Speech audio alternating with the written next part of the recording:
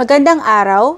Welcome sa Edukasyon Pagpapakatao 9, Module 2 na may pinamagatang Lipunang Pampolitika, Prinsipyo ng Subsidiarity at Prinsipyo ng Pagkakaisa.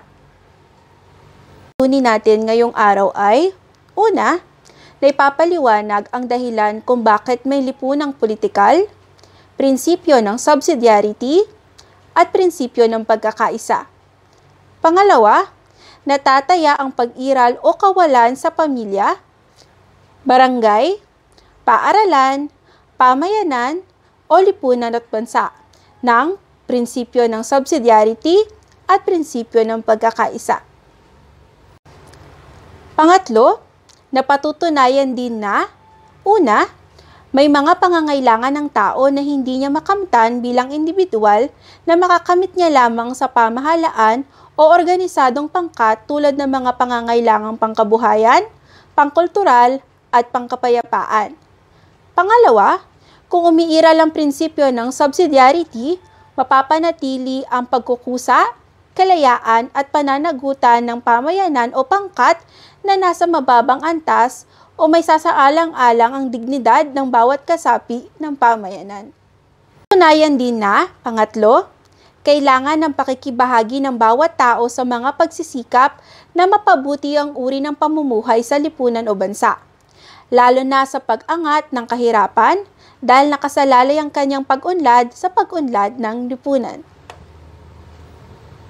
Atin namang balikan ng Module 1. Naalala mo pa ba ang kabutihang panlahat? Sa Module 1, ipinakita ang tunay na dahilan kung bakit may lipunan at pangangailangan sa pakikipaglipunan. Sa loob ng lipunan ay may ugnayang umiiral sa aspektong pampolitika. May mga gawaing kailangang bigyang linaw upang hindi maging hadlang sa pagkamit ng kabutihang panlahat. Ikling pagpapakilala sa aralin. Sa module na ito ay inaasahang masasagot ang mahalagang tanong na paano matutugunan o makakamit ng tao ang kanyang pangangailangang pangkabuhayan, pangkultura at pangkapayapaan.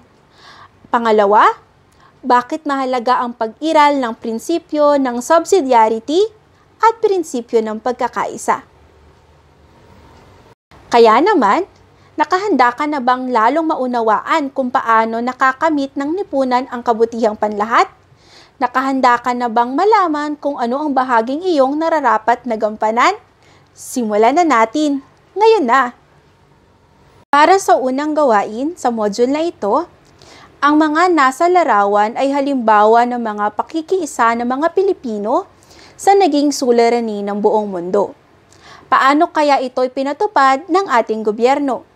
Ano ang mga naging tugon ng mga mamamayan tungkol dito bilang pakikiisa sa pagkakaisa ng lipunan sa kanyang ginagalawan?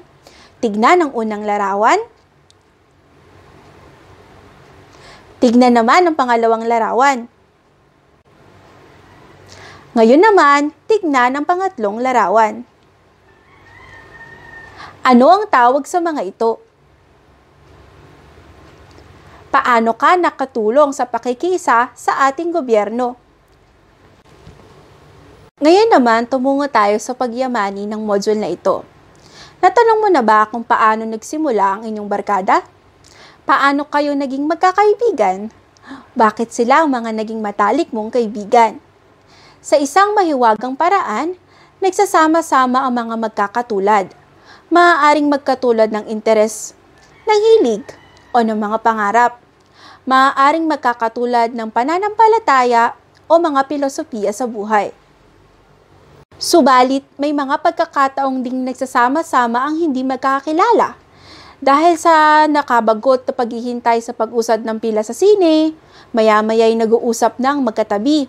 Hindi sila magkakilala. Nagkataong magkasunod, parehong naiinip. Sa pila natagpuan ang bagong kaibigan. Ganyan nabubuo ang barkada. Magkakapareho at kaiba rin.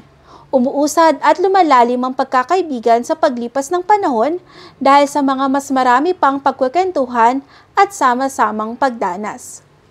Tungo tayo sa inyong pamayanan. Ang pamayanan daw ay isang malaking barkada. Ang kwento ng isang nagkakaisang barangay at ang mga pagkilos upang ingatan at paunlari ng kanilang pamayanan ay kilos ng pagbuo ng kultura. Kultura ang tawag sa mga nabuong gawi ng pamayanan. Ito ang mga tradisyon, nakasanayan, mga pamamaraan ng pagpapasya at mga hangarin ng kanilang pinagbahagian. Sa paglipas ng panahon, inuukit ang mga ito sa mga awit, sining at ritual upang huwag makalimutan. Gabay ang mga tradisyong ito sa mga hamon sa kinabukasan. Babalikan nila ang nakaraang nakaukit sa kanilang kultura upang makita ang mga landas na mainam na tahakin sa kinabukasan. Naman natin ang lipunang pampolitika. Pampolitika ang tawag sa paraan ng pagsasaayos ng lipunan upang masiguro na ang bawat isa ay malayang magkaroon ng maayos na pamumuhay, makamit ang pansariling mithiin sa bayang kabutihang panlahat. Ang pamahalaan ang nangunguna sa gawaing ito. Tungkulin din ng pamahalaan na isatitik sa batas ang mga pagpapahalaga at hadikain ng mga mamamayan. Magtatatag ang pamahalaan ng mga istruktura na maninigurong makakamit ng mga tao ang kanilang batayang pangangailangan. Mag-iipon, mag-iingat at magbabahagi ng yaman ang pamahalaan sa pamamagitan ng pagbubuwis at pagbibigay serbisyo. Sa ugnayang pangmundo, ang pamahalaan ang mukha ng Estado sa internasyonal na larangan. Ang pamahalaan ang magpapatupad ng batas upang matiyak ang soberenya at mapanatili ang seguridad at kapayapaan sa loob ng bansa sa kailangan sa pagiging produktibo sa lipunan. Ito rin ay tinutukoy na isang kaloob ng tiwala. Ang pamamahala ay usapin ng pagkakaloob ng tiwala.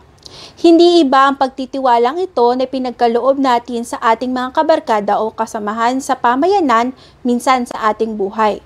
Sa barkada at pamayanan, basta sumusunod ang mga kasapi sa mga tumatayong lider kahit na sa unay ayaw naman talaga.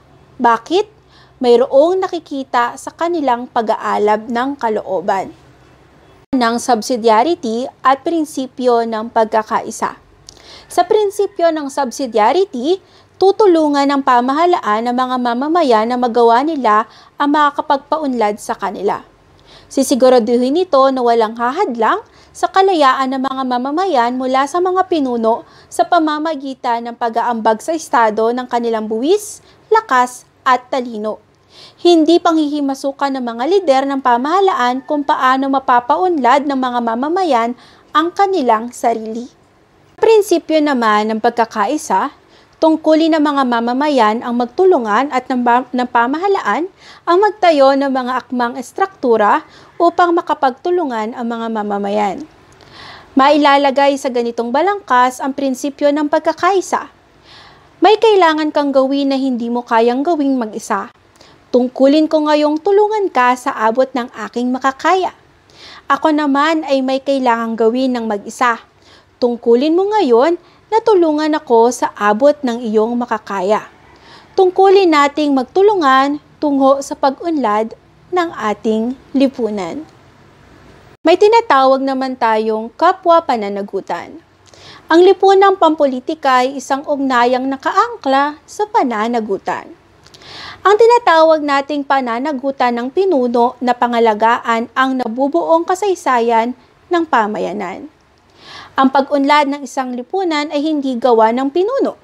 Gawa ito ng pag-ambag ng talino at lakas ng mga kasapi sa kabuuang pagsisikap ng lipunan. Ang lipunang politikal daw ay isang proseso ng paghahanap sa kabutihang panlahat. Kapwa boss, ang Pangulo at ang mamamayan. Tulad ng isang barkada, walang sino man ang nangunguna. Boss ng bayan ang pinuno. Magtitiwala ang bayan sa pangunguna ng pinuno dahil may nakikitang higit at dakila ang pinuno para sa kasaysayan at kabutihang panlahat. Ang tunay na boss ay ang kabutihang panlahat, ang pag-iingat sa ugnayang pamayanan at ang pagpapalawig ng mga tagumpay ng lipunan. Tumungo naman tayo sa isa-isip. Pinabati kita. Natapos mo na ang unang aralin. Ngayon ay subukin mo kung ano ang iyong natutunan sa pamamagitan ng pagsagot ng mga tanong sa ibaba. Una, ipakita ang pagkakaiba ng pamayanan at lipunan. Pangalawa, bakit mahalaga ang prinsipyo ng pakikipagtulungan at pakikipagbukluran sa loob ng lipunan? Pangatlo, bakit mahalagang makita ang pagpapatakbo sa lipunan bilang kapwa pananagutan ng pinuno at ng mamamayan? Muli, ako si Binibining Michelle, Guro 1 ng ESP9. Maraming salamat at binabati kita natapos mo na ang Module 2.